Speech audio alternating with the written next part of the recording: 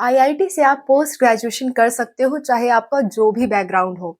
दूसरी बात, आईआईटी से ग्रेजुएशन करने पे आपकी सालाना इनकम 20 से 30 लाख तक हो सकती है। थर्ड थिंग, आपको आईआईटी करने में आपको जो स्टाइपेंड मिलता है यानी स्कॉलरशिप मिलती है, वो 10,000 से लेकर के 30,000 मंथली बेसिस पे हो सकती है या सेमेस्टर बेसिस पे हो सकती है।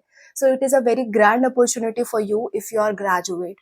चलो देखते हैं आईआईटी जैम की कंप्लीट डिटेल्स। आप किसी भी बैकग्राउंड से आपने बीएससी कर रखा है या बीटेक कर रखा है, किसी भी बैकग्राउंड से अगर आपने ग्रेजुएशन किया है, तो आप अपनी पोस्ट ग्रेजुएशन को आईआईटी से कर सकते हो। सो चलो स्टार्ट करते हैं आज की वीडियो। कंप्लीट डिटेल जानेंगे आईआईटी जैम के बारे में। Let's go. Hello everyone, this is Suman Yadav. Welcome to Sparkup classes. मैं आपको कुछ चीज़ें बताने वाली हूँ आईआईटी जैम के बारे में। First of all, IIT jam है क्या और इसे कौन सी ऑर्गेनाइजेशन कंडक्ट करती है, क्योंकि बहुत सारी आईआईटीज हैं, तो कौन सी ऑर्गेनाइजेशन कंडक्ट करती है। सेकंड, इसके फॉर्म बहुत ही जल्द आने वाले हैं, कब से आने वाले हैं ये भी मैं आपको बताऊंगी। थर्ड, मैं आपको ये बताऊंगी कि आईआईटी जैम आखिर है क्या, कैसे आप इसका एग्जाम पैटर्न क्या होता है, कौन से लोग दे सकते हैं, एलिजिबिलिटी वगैरह सब कुछ बताऊंगी। Fourth, career scope. ठीक है, ये चार बातें आज की वीडियो में हम कवर करेंगे। और आपको कोई भी डाउट रह जाएगा, so I am always active for you to reply your comments. Please mention in the comment box whatever doubts you have. जो कुछ भी डाउट होगा, you can mention in the comment box और मैं आपकी हर एक डाउट को solve करती हूँ विथ गारंटी। ठीक है, आपका कोई डाउट नहीं छूटेगा अगर आप कमेंट बॉक्स में मेंशन करते हो तो, in any of my recent video. तो चलो स्टार्ट करते हैं आईआईटी जैम के बारे में। First of all, IIT jam इस साल हर साल अलग अलग आईआईटी कंडक्ट करती है। इस साल जो 2024 में एग्जाम होने वाला है, 2024 में फरवरी में ही इसका एग्जाम हो जाएगा और एप्लीकेशन फॉर्म आपके 5th ऑफ सितंबर को रिलीज होने वाले हैं, यानी बहुत ही जल्द। 5th सितंबर से लेकर के 12th ऑफ अक्टूबर तक आपकी फॉर्म्स आउट रहेंगे। और अगर आप तब तक नहीं भर पाते हो, तो आपको चांस मिलेगा 20 नवंबर तक भरने का, लेकिन आपको लेट फीस देनी पड़ेगी। एप्लीकेशन फीस मैं आपको बता दे रही हूँ। अगर आप मेल हो या जनरल हो या ईडब्ल्यूएस से बिलोंग करते हो, तो आपको 1800 रुपए पर सब्जेक्ट देना पड़ेगा। ये कई सारे सब्जेक्ट में होता है, मैं आपको अभी बताऊंगी थोड़ी डिटेल में आपको कौन कौन से सब्जेक्ट का देना चाहिए, किसके लिए आप एलिजिबल हो, किसके लिए नहीं हो, किसका क्या स्कोप है, सब कुछ बताऊंगी। Don't worry at all. ठीक है, तो 1800 रुपए फीस लगेगी अगर आप एक सब्जेक्ट के लिए फॉर्म भरते हो, और अगर आप मेल हो यानी लड़के हो, और या फिर जनरल हो या ईडब्ल्यूएस हो या ओबीसी हो, आप सबके लिए 1800 रुपए फीस लगेगी। लेकिन अगर आप फीमेल हो या एसटी हो, एससी हो, पीडब्ल्यूडी से बिलोंग करते हो, तो आपको देना पड़ेगा 900 रुपए। ठीक है, सेम टू सेम दो सब्जेक्ट के लिए अगर आप मेल हो या फिर जनरल ईडब्ल्यूएस हो, तो आपको 2500 देने पड़ेंगे। और S T, S C, PWD या फीमेल हो, तो दो सब्जेक्ट के लिए आपको 1250 रुपए देने पड़ेंगे। ठीक है, तो ये बातें आपके मन में क्लियर रहनी चाहिए। अब कौन कौन से सब्जेक्ट में ये एग्जाम होता है मैं आपको बता देती हूँ। ये एग्जाम होता है मैथमेटिक्स, आईआईटी जैम MA जिसका कोड है, मैं कोड सहित आपको बता दे रही हूँ ताकि फॉर्म भरने में आपको कहीं कोई दिक्कत ना हो। फॉर्म जब भी आउट होगा, मैं फिलिंग की प्रोसेस भी आपको बता दूंगी, so don't worry at all. ठीक है, नेक्स्ट MS में यानी मैथमेटिकल स्टैटिस्टिक्स, फिर BT बायोटेक्नोलॉजी, जो लोग बायोलॉजी से हैं वो इसमें जा सकते हैं। नेक्स्ट है CY केमिस्ट्री, नेक्स्ट है PH फिजिक्स, फिर है GG geology, and then EN economics. इन सारे क्षेत्र में आपका क्या होता है, आईआईटी जैम होता है, एग्जाम कंडक्ट करते हैं। आप किसी भी दो सब्जेक्ट में फॉर्म भर सकते हो। किस किस दो सब्जेक्ट में भर सकते हो, इसके लिए भी थोड़ी रिस्ट्रिक्शन है, सो मैं आपको ये भी कंफर्म कर देती हूँ। देखो, मैथमेटिक्स और केमिस्ट्री और जियोलॉजी, इसका एग्जाम मॉर्निंग में होना है। ठीक है, तो आप मैथमेटिक्स, केमिस्ट्री और जियोलॉजी में से कोई एक ही चूज कर सकते हो, इन तीनों या दो को नहीं चूज कर सकते। दो से ज्यादा सब्जेक्ट तो आप चूज ही नहीं कर सकते। ठीक है, तो मैथमेटिक्स, केमिस्ट्री और जियोलॉजी, इनमें से आप एक चूज कर सकते हो। नेक्स्ट है आपका, ये आपका सुबह में होगा एग्जाम, यानी कि 4 नून 9:30 से 12:30 के बीच में। ठीक है, नेक्स्ट आपका है मैथमेटिकल स्टैटिस्टिक्स, बायोटेक्नोलॉजी, फिजिक्स और इकोनॉमिक्स। इनमें से आप कोई भी एक चूज कर सकते हो। तो आप कॉम्बिनेशन बना लेना सुबह वाले और इवनिंग वाले में से। एक आप सुबह दे सकते हो, एक आप इवनिंग में दे सकते हो। या आप चाहो जैसे बायोलॉजी के अगर आप हो तो सिर्फ बायोटेक्नोलॉजी का दे सकते हो। ठीक है, अगर आप फिजिक्स का देना चाहते हो तो सिर्फ फिजिक्स का दे सकते हो। आप कोई भी एक या दो दे सकते हो, लेकिन आपको ये देखना पड़ेगा कौन सा मॉर्निंग शिफ्ट में है, कौन सा इवनिंग में है। वैसे फॉर्म भरते टाइप आपके पास ऑप्शन ही नहीं आएगा अगर आप दो एक ही शिफ्ट वाले को भर रहे होगे तो। ठीक है? जैसे मैथमेटिक्स और जियोलॉजी आप भर ही नहीं पाओगे। तो ये इनका फॉर्म बहुत ही क्लियर होता है, आपको कहीं कोई कन्फ्यूजन नहीं आएगी, जब भी फॉर्म आउट होगा I will let you know. So सीधी-सी बात है, ऐसा कुछ है, 9:30 से 12:30 तक मॉर्निंग शिफ्ट होता है और आपका 2:30 से 5:30 तक इवनिंग शिफ्ट होता है, यानी 3-3 घंटे का आपका एग्ज़ाम होता है। टोटल आपको 60 क्वेश्चन दिए जाते हैं, 60 क्वेश्चन दिए जाते हैं जो कि 100 मार्क्स के होंगे। अब पैटर्न कैसे डिवाइड होगा? सुनो, जो आपके 100 क्वेश्चन होते हैं, सॉरी 60 क्वेश्चन होते हैं, वो 3 सब पार्ट में डिवाइडेड होते हैं। पहला होता है एमसीक्यू, मल्टीपल चॉइस क्वेश्चन, दूसरा होता है एमएसक्यू, मल्टीपल सेलेक्ट क्वेश्चन, तीसरा होता है NAT, numerical answer type question. MSQ और न्यूमेरिकल आंसर टाइप क्वेश्चन में कोई भी नेगेटिव मार्किंग नहीं होती है, ठीक है?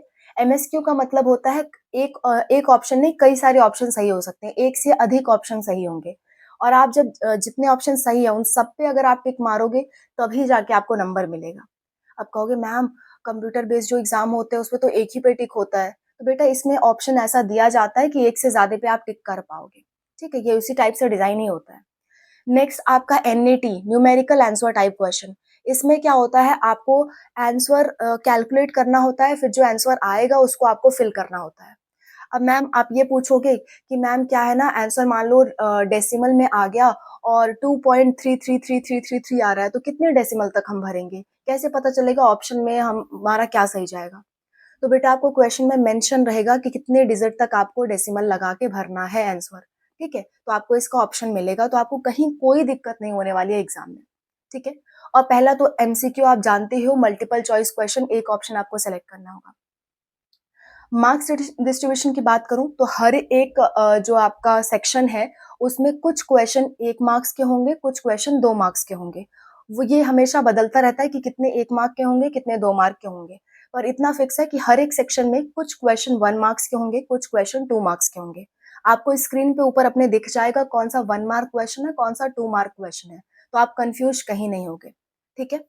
और जो भी 1 मार्क्स क्वेश्चन है, ठीक है, एमसीक्यू वाले में जो भी 1 मार्क्स के क्वेश्चन है उसका 1/3 नेगेटिव होता है अगर आप गलत करते हो। जो भी 2 मार्क्स के क्वेश्चन है एमसीक्यू में उसका 2/3 माइनस होता है अगर आप गलत करते हो तो, ठीक है? तो एमएसक्यू और एनएटी में कोई नेगेटिव मार्किंग नहीं है, सिर्फ और सिर्फ एमसीक्यू में नेगेटिव मार्किंग है, और कैसे है वो मैंने आपको बता दी। क्लियर? 60 क्वेश्चन है, 100 मार्क्स। नेक्स्ट बात, आपका जो एडमिट कार्ड है इस एग्जाम का वो 8 जनवरी को आ जाएगा और आपका एग्जाम कंडक्ट होगा 11th ऑफ फरवरी को, ठीक है? और रिजल्ट्स आपके आ जाएंगे 22 मार्च को, और इसकी counselling with in 1 month he start हो जाती है। तो जितने भी आईआईटीज हैं विद इन 1 मंथ या 2 मंथ भी कभी कभी लग जाता है, इस बार तो 2 महीने से ऊपर लग गया था इस साल, लेकिन जनरली वो लोग कोशिश करते हैं कि जल्दी से इसका करवा दें, ठीक है? तो आपके जो काउंसलिंग होगी वो अगेन काउंसलिंग का पोर्टल अलग आएगा, मैं आपको प्रोसीजर बता दूंगी। आई am always here for you, कभी भी आप कमेंट करोगे हमेशा आपको रिप्लाई मिलेगा और वीडियो मिल जाएगी विद इन 1 और 2 डेज, ठीक है? तो ये सारी बातें हैं, एंड या एग्जाम सिर्फ और सिर्फ इंग्लिश मीडियम में होता है, हिंदी मीडियम में नहीं होता। हिंदी मीडियम में पेपर नहीं होता, ओनली इन इंग्लिश मीडियम, ठीक है? और कंप्यूटर बेस्ड एग्जाम है, आपको सीबीटी मोड में एग्जाम देना है। नेक्स्ट अगर मैं आपको बताऊं और क्या छूट रहा है, यस मैंने फ़ी भी बता दी आपको। हाँ, आपको एग्ज़ाम फॉर्म भरते वक़्त क्या-क्या इन्फॉर्मेशन देनी होती है।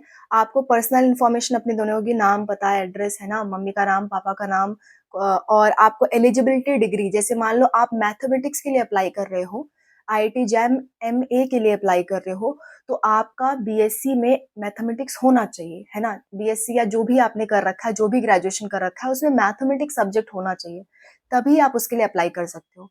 तो इसलिए एलिजिबिलिटी डिग्री सर्टिफिकेट आपको लगाना पड़ता है, चाहे आप बीए से हो, बीएससी से हो, बीटेक से हो या एमबीबीएस करके आए हो, कुछ भी करके आए हो, अपना सर्टिफिकेट आप एलिजिबिलिटी सर्टिफिकेट लगाओगे कि इस एग्जाम के लिए आप पर्टिकुलरली एलिजिबल हो या नहीं, जिसके लिए आप फॉर्म भर रहे हो। ऐसा नहीं कि आप मैथ बैकग्राउंड से थे और आपने भर दिया इकोनॉमिक्स का, है ना? ऐसा नहीं चलेगा।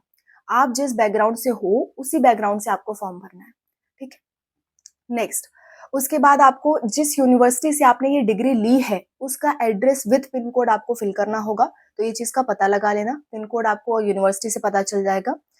नेक्स्ट, 11th और 10th और 12th की मार्कशीट आपको लगेगी, और हाँ ग्रेजुएशन की अगर आपके पास डिग्री सर्टिफिकेट है तो वो भी लगेगा। गैप इसमें कोई मायने नहीं रखता है, आप 1-2 साल पहले भी अगर आपने कर रखा है 1-2 साल पहले भी आपका बैचलर्स कंप्लीट हुआ है, तब भी आप ये एग्ज़ाम दे सकते हो, कोई दिक्कत नहीं है। नेक्स्ट आपको कैटेगरी, अगर किसी स्पेशल कैटेगरी से बिलॉन्ग करते हो, एसटी, एससी, ओबीसी, ईडब्ल्यूएस, तो आपको कैटेगरी सर्टिफिकेट लगाना पड़ेगा इसी साल का, है ना? इसी साल का, यानी कि विदिन 1 साल से पुराना आपका कैटेगरी सर्टिफिकेट नहीं होना चाहिए। अगर आपका पुराना है देन रिन्यू इट, ठीक है? नेक्स्ट ये सारी बातें हो गई। एंड अगर मैं बात करूँ सिलेबस की, तो सिलेबस मैं एक सेपरेट वीडियो में बना दूँगी। आप जो भी सब्जेक्ट में इंटरेस्टेड हो, डू लेट मी नो, मैं उसका सिलेबस ज़रूर अपलोड कर दूँगी। ठीक है? कमेंट्स में जब भी आप मेंशन करोगे, उसके 1 और 2 डेज़ में आपको सिलेबस मिल जाएगा। नेक्स्ट मैं आपको बता दूँ इसके थ्रू किन-किन कोर्सेज़ में एडमिशन हो सकता है। पहली बात तो एमएससी में एडमिशन हो सकता है, दूसरा एमएससी पीएचडी इंटीग्रेटेड कोर्स में आप एडमिशन ले सकते हो, तीसरा एमटेक में एडमिशन ले सकते हो, एंड आप इसके थ्रू एमएससी, एमटेक ऐसा कुछ भी कर सकते हो। एनआईटी में भी एडमिशन आपको मिल सकता है। एनआईटी में सभी ब्रांचेज़ में नहीं मिलेगा, जैसे बायोटेक्नोलॉजी के लिए एनआईटी नहीं है, बाकी सारे में आपको मिल जाएगा। ठीक है? तो ये सारी कुछ बातें हैं आईआईटी जैम से रिलेटेड। अगर आप सिलेबस, कट ऑफ, सीट्स ये सब जानना चाहते हो कि कौन से सब्जेक्ट की कितनी है, do mention in the comment box, मैं आपके लिए नेक्स्ट वीडियो उसी पे ला दूँगी। ओके? एंड या इसकी कैरियर स्कोप की बात करूँ तो बहुत ही अच्छा कैरियर स्कोप है इसका। फर्स्ट ऑफ ऑल तो ये कि इसके जो प्लेसमेंट लगते हैं 20 से 30 लाख तक के प्लेसमेंट लगते हैं, है ना? यानी कि आपका monthly income 1 lakh and above रहने वाला है, अगर आप आईआईटी से आप एमएससी या एमटेक करते हो तो, ठीक है? नेक्स्ट दूसरी बात अगर मैं करूँ, इसमें प्लेसमेंट बहुत अच्छे लगते हैं। आप किसी भी आईआईटी से अगर आप एमएससी कर लेते हो तो प्लेसमेंट बहुत ही अच्छे लगते हैं आपके, ठीक है? आपका प्लेसमेंट गारंटीड है, अगर आपने ठीक-ठाक से पढ़ा है, ऐसा नहीं कि फेल हो गए तो प्लेसमेंट लग जाएगा, नहीं। ठीक-ठाक से आपने पढ़ा है तो आपके प्लेसमेंट बहुत अच्छे लगते हैं, ठीक है? प्लेसमेंट में आपको कहीं कोई दिक्कत नहीं आएगी। एग्ज़ाम थोड़ा-सा टफ आपको पड़ेगा, सीधी-सी बात है, आईटी का एग्ज़ाम है तो थोड़ा टफ तो पड़ना है, ठीक है? नेक्स्ट अगर मैं बात करूँ सिलेबस वाइज़, तो मैंने कहा मैं आपको नेक्स्ट वीडियो में बताऊँगी, क्योंकि हर एक का सिलेबस बता पाना इस वीडियो में पॉसिबल नहीं है, वेरी लेंथी वीडियो हो जाएगी। फिर आपकी कट ऑफ की अगर मैं बात करूँ, तो कट ऑफ 100 में नियरली 40 मार्क्स आपको लाने होते हैं। सोचो बहुत ईज़ी है, 40 मार्क्स नियरली आपको लाने होते हैं, पर ये 40 मार्क्स लाना बड़ा डिफ़िकल्ट टास्क है ना? 40 मार्क्स लाने होते हैं आपको। कुछ सब्जेक्ट में थोड़ा-सा ऊपर भी जाते हैं मार्क्स, कुछ सब्जेक्ट में थोड़ा-सा नीचे भी जाते हैं। सो एवरेज मैं बता रही हूँ, एवरेज 40 आपको लाना पड़ेगा, ठीक है? 40 से 50 आप टारगेट करके चलो, तभी आपका आईआईटी जैम निकल पाएगा, ठीक है? और आप अभी से प्रिपरेशन बहुत तगड़ी से स्टार्ट कर दो, क्योंकि फरवरी में ही आपका एग्ज़ाम है। और अगर मैं बात करूँ सीट्स की, तो हर एक का सीट मैट्रिक्स भी अलग-अलग है, मैं इसको सेपरेटली एक वीडियो में बताऊँगी। और मंथली स्टाइपेंड की बात करूँ, अगर आप एमएससी करने लगे, जैसे मान लो अभी आपने एग्ज़ाम क्वालीफाई कर लिया, फिर आपको एडमिशन मिल गया, तब भी आपको स्कॉलरशिप मिलती है। डिपेंड करता है आप किस आईआईटी में हो, किसी-किसी आईआईटी में 10,000 महीने की स्कॉलरशिप मिलती है, किसी-किसी आईआईटी में 30 टू 60,000 सेमेस्टर वाइज़ मिलती है ना? कि सेमेस्टर 6 महीने का सेमेस्टर है तो आपको इतना पैसा दिया जाएगा।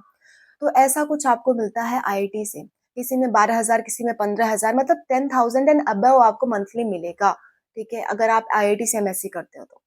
तो ये सारे कुछ बातें थी, आई होप आपको समझ में आई होगी।